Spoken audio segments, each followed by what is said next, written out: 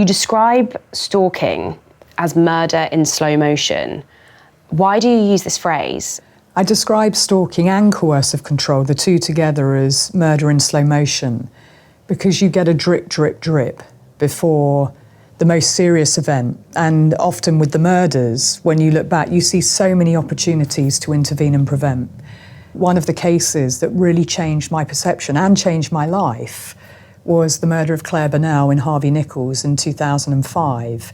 And she was shot dead on September the 13th. I still remember it like it was yesterday. 2 people have been shot dead in Harvey Nichols, which makes you think of someone's gone into Harvey Nichols and just shot 2 people dead.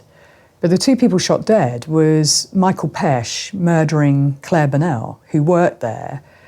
And so understanding what went before that, my commander had said, can you do a quick desktop review? Any issues for us, Laura, in my role as head of Homicide Prevention Unit? And when I start looking at the history of what we knew at New Scotland Yard and looking at the crime report, I saw that she had reported to us multiple times. And when she had reported his behaviour to us, it wasn't taken seriously. But actually what they missed was how terrifying this was for Clare, that she was leaving on the tube and he would just suddenly appear. He would block her exit off the tube.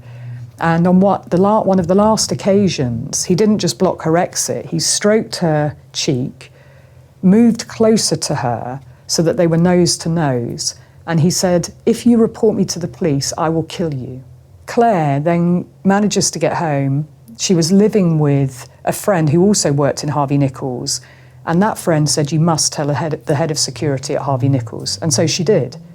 The head of security at Harvey Nichols did a really good job, started watching Michael Pesch, started the disciplinary process, created a whole file on his behaviour that would eventually lead to him being suspended and then fired. But when he was fired and he was let out of Harvey Nichols in cuffs, what they didn't understand was how angry he was, and he wanted revenge on Clare. So when he's bailed, the first person he wants to go and see is Clare. He gets a weapon because he's ex-military, and he's a security guard that works in Harvey Nichols. And then he goes in through a side door on September the 13th because he knows the security layout. Security have all been told he mustn't enter the building. And at 20 to 8, when Claire's looking at one of her colleagues, she works on a cosmetic counter and she's looking at the time and saying, we're almost done. He comes up behind her, shoots her once in the back of the head, 3 times in the face. And then he turns the weapon on himself. And the case just changed my understanding of stalking, my understanding of risk.